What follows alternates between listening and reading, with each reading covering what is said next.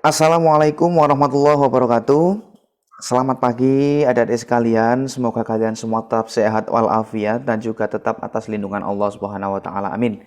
Nah, pada hari ini Kakak akan melanjutkan materi yang kemarin, yakni model matematika. Sekarang kita lanjut ke terusannya atau lanjutannya. Yang kemarin sampean bertanya-tanya, kok hanya sampai ini, Kak? Iya. Yakni nilai optimum di pembahasan program linear ini. Oke? Sebelum itu kalian tarik nafas dulu yang dalam mungkin ya, sebelum kita berpikir sedikit keras lah ya, sedikit keras-keras ya, nggak spiro keras sih ya. Oke, saya sebelumnya kakak kasih tahu nilai optimum apa sih kak nilai optimum itu. Jadi nilai optimum itu adalah ada dua jenis dari nilai optimum, yakni nilai maksimum dan nilai minimum. Oke. Nah, bentuk umum dari nilai maksimum atau minimum ini adalah fx, fxy sama dengan ax plus by seperti ini. Nah, lalu fungsi ini, fungsi fxy ya, atau yang kemarin kita sebut dengan fungsi tujuan ini bisa kita sebut dengan fungsi objektif. Oke. Selanjutnya, dalam menyelesaikan nilai optimum itu ada beberapa cara. Salah satunya ada uji titik pojok atau titik potong. Nomor 2 itu garis selidik. Nah, pada pertemuan hari ini, kakak ingin fokus kepada uji titik pojok saja. Ya, karena menurut kakak ini yang lebih rumit daripada garis selidik. Oke. Nah, untuk lebih mempersingkat waktu, sekarang mari kita langsung menuju kepada contoh soal yang kemarin kakak tugaskan kepada sampean. Apa kak contoh soalnya? Nah, seperti ini. Nah, ini. Sari sakit dan membutuhkan paling sedikit 16 unit vitamin A, 5 unit vitamin B, dan 20 unit vitamin C. Di apotek Pharma Medica tersedia dua jenis obat. Obat 1 mengandung 8 unit vitamin A, 1 unit vitamin B, dan 2 unit vitamin C. Sedangkan obat 2 mengandung 2 unit vitamin A, 1 unit vitamin B, dan 7 unit vitamin C. Harga obat 1 Rp15.000 dan harga obat 2 Rp30.000. Berapa banyak masing-masing obat yang harus dibeli agar harganya minimum? Berarti kita mencari nilai minimum. Maka dari itu kita sudah jelas ya bahwasanya yang menjadi variabel di sini mana? Obat 1 dan obat 2. Ini tugas kemarin ya. Nah, ini dia. Jadi obat 1 kita jadikan variabel X dan obat 2 kita jadikan variabel Y. Seperti ini. Lalu kita masukkan permasalahannya. Obat 1 mengandung vitamin A8, B1, C2 dengan harga Rp15.000. Lalu obat 2 yang sebagai variabel Y ada 2 vitamin A, B1, dan juga 7 vitamin C. Yang kemudian di sini ada 16 ini merupakan maksimumnya ya. Maksudnya kebutuhan dari Sari itu 16, 5 vitamin B dan 20 vitamin C. Sehingga kita bisa dapatkan fxy atau fungsi tujuannya yakni 15.000x plus 30.000 Y. Nah, untuk menentukan nilai maksimum, langkah pertamanya tentukan model matematika di masing-masing masalah dan bentuklah SPLDV dari permasalahan tersebut. Maka SPLDV-nya adalah seperti ini ya. Fx plus 2y lebih dari sama dengan 6. Kenapa kak lebih dari sama dengan? Karena yang dibutuhkan Sari adalah minimal 16. Minimal. Kalau minimal berarti lebih dari sama dengan 16.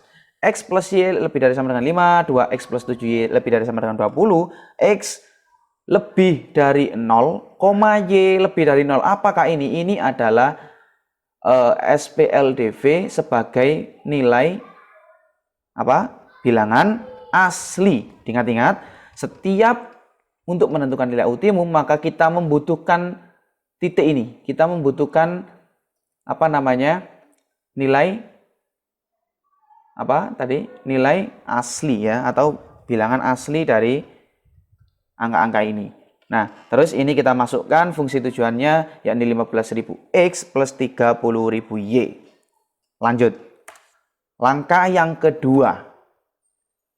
Oke, ini kita masukkan dulu SPLDV-nya tadi ya. Langkah yang kedua. Nah, ini sedikit konsentrasi yang sedikit fokus ya, karena ini sedikit rumit. Carilah titik sudut dan tentukan titik potong dari grafik tersebut. Oke. Jadi kita disuruh untuk menentukan titik sudut dan membuat grafik. Yang pertama yang harus kita cari titik sudutnya, yakni 8x plus 2y lebih dari sama dengan 16. Oke. Maka caranya bagaimana, Kak? Nah, caranya seperti ini. Kita bentuk kotak-kotak seperti ini ya. Lalu kita kita masukkan ini adalah titik x dan y. Nah, untuk mencari ini maka kita harus langsung saja ya, x-nya sampean kasih 0 di sini, terus sampean kasih 0 di sini. Nah, terus di sini kenapa ada 8? Kita masukkan.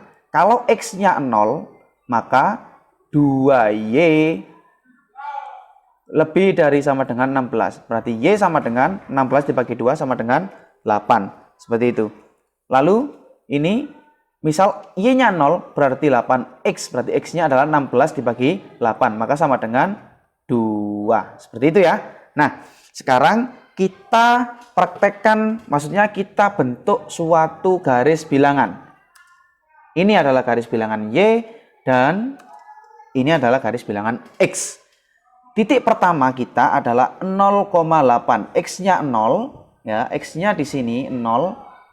X-nya 0 dan y-nya 8. Di sini ya, y-nya 8. Berarti selanjutnya x-nya 2, di sini ya, x-nya 2. Nah, y-nya 0, sama seperti ini. Nah, dari dua titik ini maka kita bentuk garis penghubung ya. Kita pasangkan mereka dengan garis ini. Nah, kemudian garis ini bisa dinamai dengan garis fungsi 8x plus 2y lebih dari sama dengan 16. Seperti ini, mudah ya. Oke, kita lanjut ke nomor 2. Fungsi yang nomor 2 adalah x plus y lebih dari sama dengan 5. Ya. Sama seperti yang atas tadi, kita bentuk 0, 0. Nah, karena ini fungsinya cuma 1x dan 1y, maka hasilnya pasti satunya titik 0,5 dan satunya titik 5,0, waliannya ya. Oke. Sekarang kita praktekkan di titik sudutnya. Yang pertama adalah titik 0,5. X-nya 0, y-nya 5 di sini. Oke. Terus yang kedua, x-nya 5, y-nya 0. Berarti di sini. Nah, kedua titik ini kita gabungkan, kita pasangkan dan kita jodohkan dengan garis warna hijau ini. Yang kemudian garis ini kakak akan beri nama garis fungsi x plus y lebih dari sama dengan 5. Titik selanjutnya, yakni titik 2x plus 7y lebih dari sama dengan 20. Sama ya, kita masukkan seperti tadi, 0, 0. Nah, apabila x-nya 0, maka y-nya sama dengan 20/7. Berarti titiknya adalah 0,20/7. Selanjutnya, kalau y-nya 0, maka x-nya adalah 20 dibagi 2 sama dengan 10. Maka titiknya kita mendapatkan 10,0. Kita masukkan. Titik yang pertama, 0,20/7. 20/7 ini adik-adik, kira-kira yes, kita kira-kira ya, berarti sama dengan 2,9 berapa gitu. Ya, maka kita taruh di sini. Ya, nah, terus yang kedua, yakni x-nya 10, y-nya 0. Maka di sini. Nah, kedua titik ini kita gabungkan, kita jodohkan dengan garis berwarna biru. Yang kemudian garis ini akan kakak namai sebagai garis fungsi 2x plus 7y lebih dari 20. Selanjutnya, yang terakhir. Nah, adalah titik nilai asli, bilangan asli ya. X lebih dari sama dengan 0. Di mana, Kak? Apakah x-nya ada di garis x? Tidak. Tapi x-nya ada di garis y. Ya, dulu diperhatikan ya itu ya. Maka garis hitam ini ya, garis hitam ini ya, garis hitam ini kakak namai dengan x lebih dari sama dengan 0. Selanjutnya